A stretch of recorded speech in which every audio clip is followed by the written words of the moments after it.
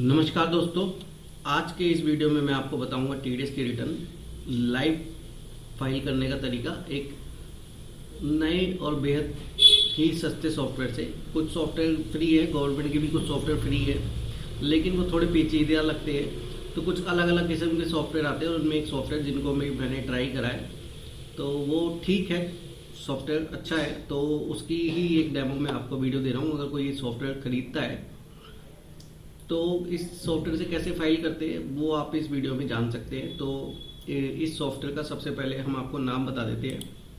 ये इस सॉफ्टवेयर का नाम है स्टैक्स, इसकी वेबसाइट है स्कोरी डू करके, SKORYDOB करके इस सॉफ्टवेयर का नाम है। ये इसकी वेबसाइट है।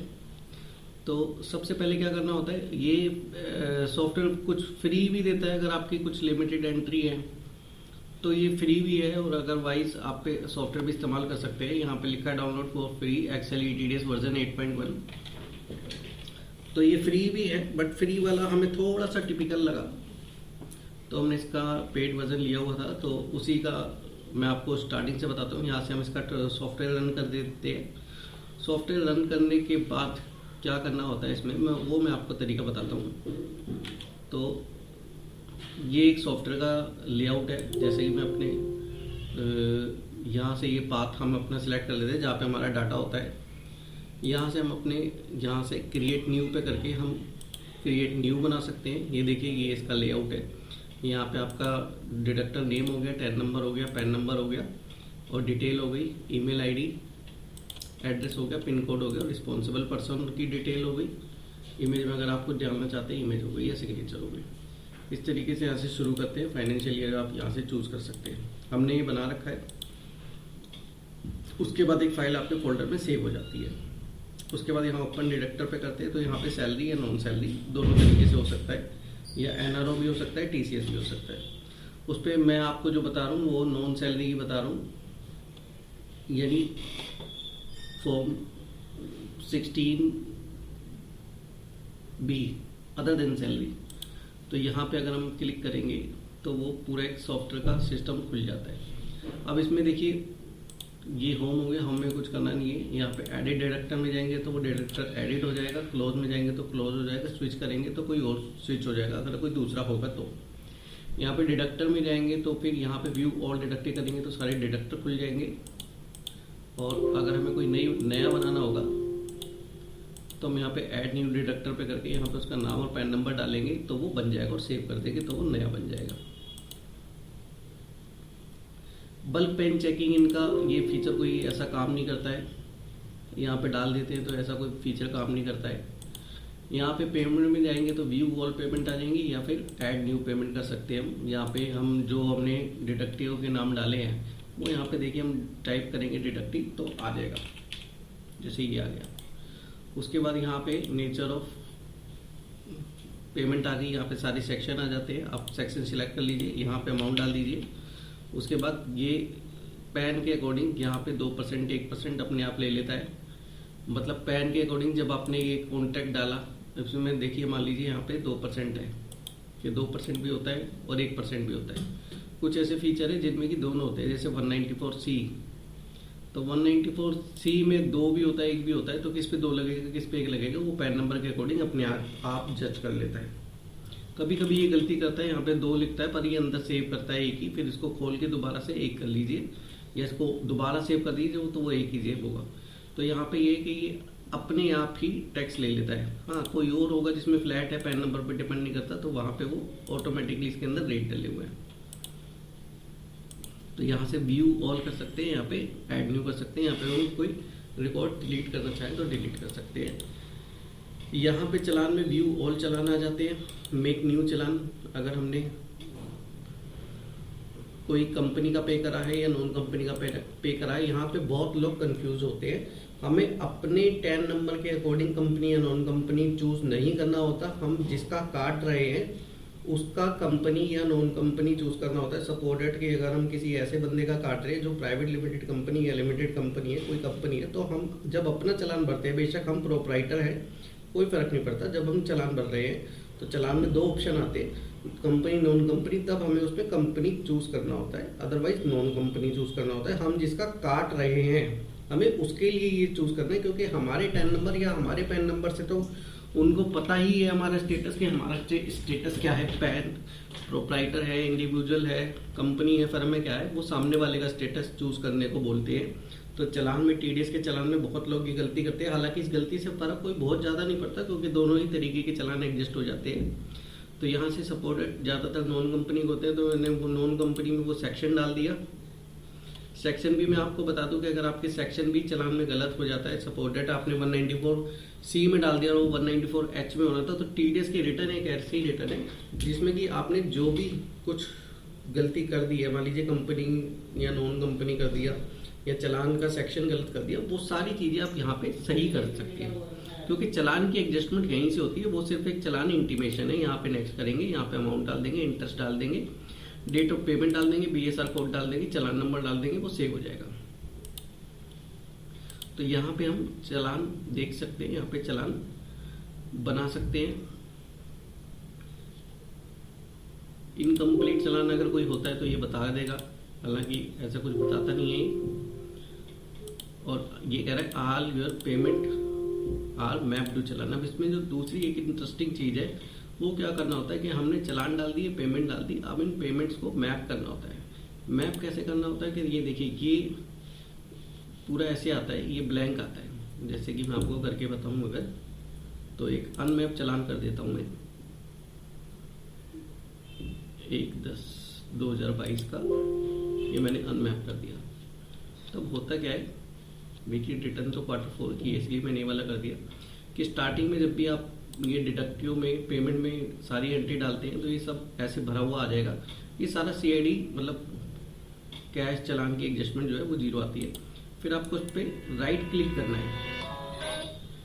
राइट क्लिक करने के बाद इसकी कुछ ऐसी डिटेल खुल जाएगी। यहाँ पे आएगा मैप चालान और अनमैप चालान। अगर आपको मैप कर दिया है किसी दूसरे चालान से और दूसरे से करना है तो आप अनमैप कर सकते हैं, अदरवाइज आप मैपिंग कर सकते हैं।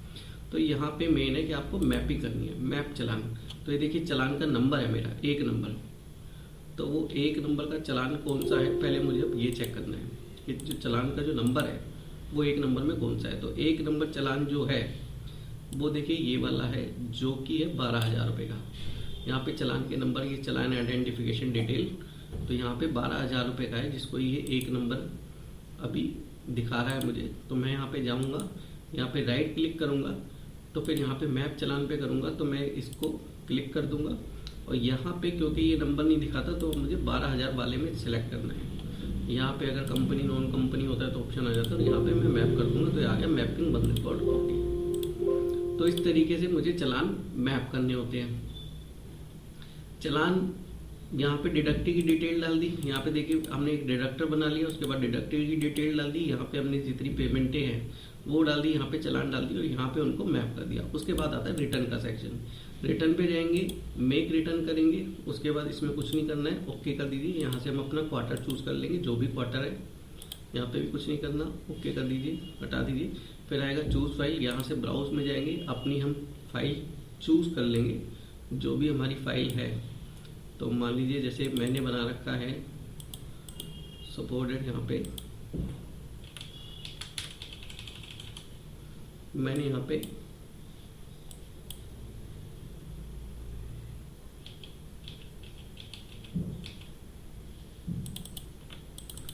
पे बना लिया, यहाँ मैंने अपनी ये फाइल डाल दी, उसके बाद यस या नो जो भी करना था कर दिया, और उसके बाद मैंने यहाँ पे अपना 15 डिजिट टोकन डाल दिया। तो टोकन भी मैं आपको एक बार दिखा देता हूँ। तो जो आपने पिछली रिटर्न भरी होगी, तो ये मैंने पिछली रिटर्न भरी, मैंने यहाँ से ये टोकन उठा के डाल दिया।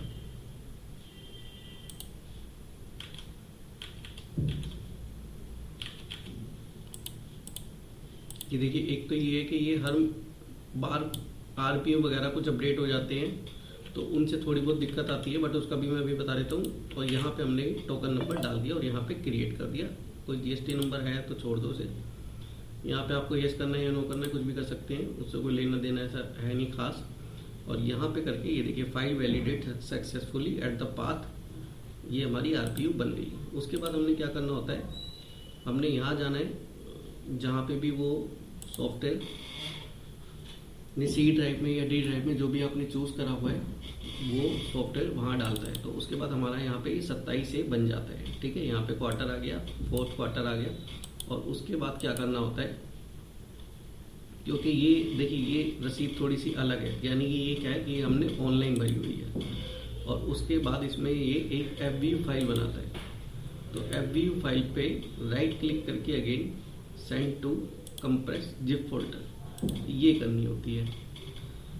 और जिप फोल्डर में करने के बाद हमने क्या करना है, मैंने यहाँ पे ऑलरेडी करा हुआ है, यानी कि मैंने लॉगिन करा हुआ है। हम अपने टैन नंबर को इनकम टैक्स के पोर्टल पे रजिस्टर्ड कर देते हैं। जी हाँ, जैसे कि मैं आपको दिखा दूँ, अगर आप हमारी वेबसाइट पे जाएंगे तो ये मैं आपको एक दिखाता हूँ कि जैसे ITR लॉगिन इनकम टैक्स के लिए सेम पोर्टल है TDS लॉगिन के लिए। तो हम यहाँ पे गए अगर, तो अब यहाँ पे हम जो लॉगिन करेंगे वो पैन की जगह टैन से कर सकते हैं। जी हाँ, साइट वही है, आप देखिएगा incometax.gov incometax.gov.in। तो साइट वही है। जब आप कहेंगे कि लॉगिन पे ई पोर्टल आ रहा था तो लॉगिन करा तो ई पोर्टल आ गया। यहाँ पे रजिस्टर्ड अगर हम करते हैं, कोई नया यूज़र करना चाहता है तो टैक्स पेयर एंड अदर। तो अदर में कैटेगरी देखिए, टैक्स पेयर में कैटेगरी देखते हैं पहले, टैक्स डिडक्टर। टैक्स पेयर में पैन नंबर आ गया। जब हम अदर में करेंगे तो यहाँ पे देखिए टैक्स डिडक्टर एंड कलेक्टर आ गया। तो हमने ये ऑप्शन को चूज करना है और उसके बाद हमने अपना टैन नंबर डाल देना है। तो इसके जरिए हम अपने टैन को इनकम टैक्स के पोर्टल पर रजिस्टर कर सकते हैं। आपस में पैन और टैन को लिंक करना होगा, उसका भी एक प्रोसेस है। और वो करने के बाद हम ऑनलाइन TDS की रिटर्न खुद भेज सकते हैं। दो तरीके से हम भेज सकते हैं, मैनुअली NSDL के सेंटर पे जाके, या फिर इस तरीके से ऑनलाइन खुद ही भर के। ऑनलाइन खुद ही भरेंगे तो 31 तारीख आप रात 12 बजे तक भर सकते हैं, और वैसे आप भरेंगे तो फिर आपको थोड़ा जल्दी करना पड़ता है। तो इस तरीके से मैंने ऑलरेडी रजिस्टर कर रखा है। तो अब मैं जाऊँगा यहाँ पे, ये मैंने अपना लॉगिन कर लिया है। लॉगिन करने के बाद ये अब TDS का डैशबोर्ड है। यहाँ पे मैं गया, यहाँ पे आ रहा है व्यू फाइल फॉर्म, यहाँ पे फाइल इनकम टैक्स फॉर्म, यहाँ पे ई-पे टैक्स आ रहा है। ई-पे टैक्स में अगर मैंने कोई भी जो है चालान को पेमेंट करी है तो मुझे यहाँ पे सारी पेमेंट दिख जाएगी। यहाँ पे मेरी CSI फाइल डाउनलोड हो जाएगी, जो भी पीरियड में सिलेक्ट कर लूँगा। मान लीजिए मैंने पीरियड सिलेक्ट कर लिया,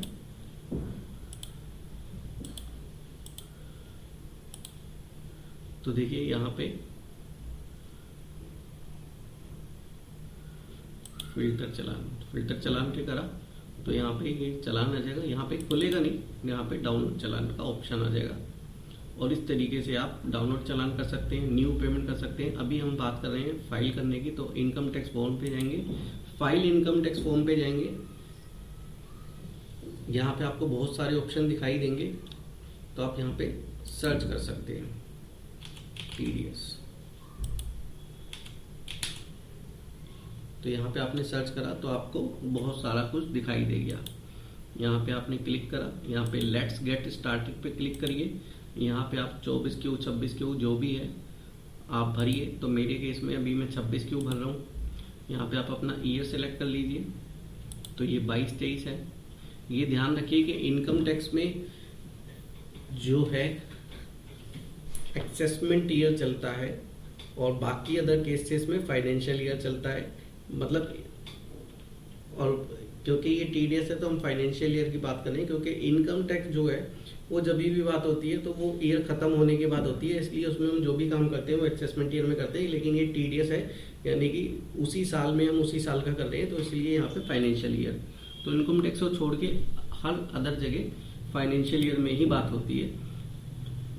यहाँ पे आप अपना क्वार्टर सिलेक्ट कर लीजिए, उसके बाद वो रेगुलर है या करेक्शन है। हमारे केस में ये रेगुलर है। करेक्शन में ध्यान रखिएगा कि करेक्शन की कोई भी रिटर्न आप खुद से नहीं बना सकते, आपको ट्रेसिस के पोर्टल से पहले उस रिटर्न को डाउनलोड करना होता है। तो आपको कोई भी पोर्टल का लिंक अगर नहीं पता है तो हमारी वेबसाइट पे आप जाएंगे टैक्स प्लानिंग सॉल्यूशन पे, यहाँ पे देखिए ट्रेसिस लॉगिन, तो ये ट्रेसिस लॉगिन का भी लिंक है। यहाँ पे आप लॉगिन करिए और उसके बाद आप करेक्शन जो भी आपने रिटर्न ओरिजिनल भरी है उसकी डाउनलोड रिक्वेस्ट डालिए, वहाँ से एक फाइल मिलेगी और उस फाइल में आप करेक्शन कर सकते हैं। और अगर आपने लॉगिन नहीं कर रखा, मतलब रजिस्टर्ड नहीं कर रखा है, तो पहले आप रजिस्टर्ड करिए। सबसे पहले आपको पता ही होगा कि इसके लिए एक टैन नंबर लेना होता है। तो उसके बाद हम यहाँ पे आ जाते हैं। यहाँ पे मैंने चूज़ कर लिया। अब ये देखिए अपलोड tds.zip फाइल, क्योंकि ये जिप फाइल में ही अटैच होता है तो इसीलिए। और देखिए वर्जन भी लिखा हुआ है, टाइम टाइम पे वर्जन अप टू डेट होता रहता है अटैच फाइल। और उसके बाद हम अपने डाउनलोड में जाते हैं, सी ड्राइव में जाते हैं, जहाँ पे कि हमारा वो सॉफ्टवेयर ने हमारी फाइल सेव करी है। tds हो गया, यहाँ पे ये हमारा फोल्डर बना देता है। और उसी के साथ हमने जो अभी 30 तारीख है, 30 तारीख में जो जिप फाइल बनाई है, आरपीयू की जो जिप फाइल बनाई है हमने, ये एफवीयू की जिप फाइल बनाई है। देखिए एफवीयू वर्जन 8.1, तो एफवीयू वर्जन 8.1 ही है। इसकी जिप फाइल बना के यहाँ पे अटैच कर दी। उसके बाद अगर कोई एरर होती तो ये यहीं पे रुक जाता। यहाँ पे प्रोसीड टू वेरीफाई कर देंगे, इस तरीके से यस कर देंगे। यहाँ पे हम ओटीपी मंगा लेंगे।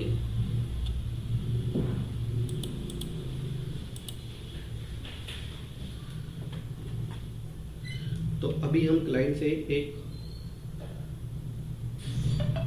ओटीपी मंगाते हैं। तो आप 2 मिनट का प्लीज होल्ड रखिए।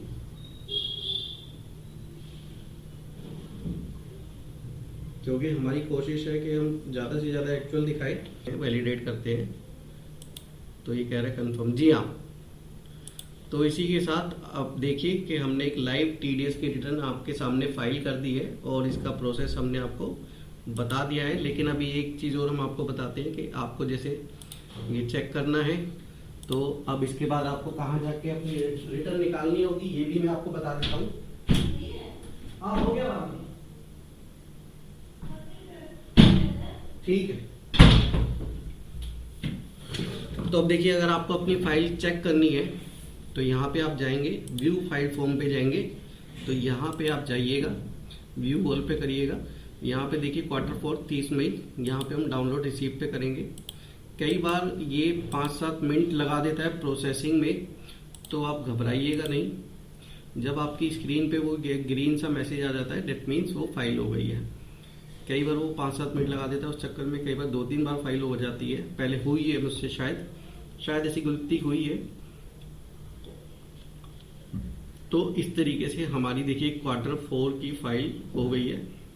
अब मैं आपको एक चीज और बता दूं कि जब आप कोई भी टीडीएस का सॉफ्टवेयर लेते हैं, या तो क्लाउड बेस होगा तो वो आपको करने की जरूरत नहीं है। नॉन क्लाउड अगर होगा तो उसमें क्या करना होता है, आप सपोर्टेड हमारी वेबसाइट पे जाएंगे और आपको देखेंगे कि एफवीयू का अपडेट होता है। तो यहाँ पे जाएंगे, आप क्लिक करेंगे 10 NSDL की साइट पे जाएंगे। तो यहाँ पे देखिए एक अभी जो एफवीयू अपडेट हुई है, आरपीयू वर्जन अपडेट हुआ है 4 मई 2023 को हुआ है। यानी कि उससे क्या होता है कि जो क्लाउड बेस्ड सॉफ्टवेयर है उनमें तो आपको ये दिक्कत नहीं आएगी, लेकिन नॉन क्लाउड बेस्ड, जैसे कि ये सॉफ्टवेयर मैंने बताया कि एक नॉन क्लाउड सॉफ्टवेयर है जो आपके सॉफ्टवेयर में इंस्टॉल हो जाएगा। तो ऐसे सॉफ्टवेयरों में हमें टाइम टू टाइम जब गवर्नमेंट अपडेट करती है कोई आरपीयू कोई एफवीयू, वो अपडेट करना होता है।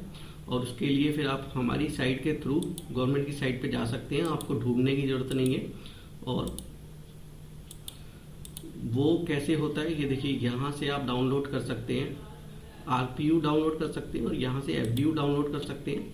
और ये डाउनलोड होने के बाद सिंपल जैसे हमने भी करा था, अगर मैं आपको दिखाऊं तो मैंने कल ही करा है। यहाँ से करने के बाद दोनों को जिप फाइल में डाउनलोड होते हैं, दोनों को अनजिप करना होता है, दोनों को अनजिप करना होता है बस। बाकी और कुछ आपको करने की जरूरत नहीं है।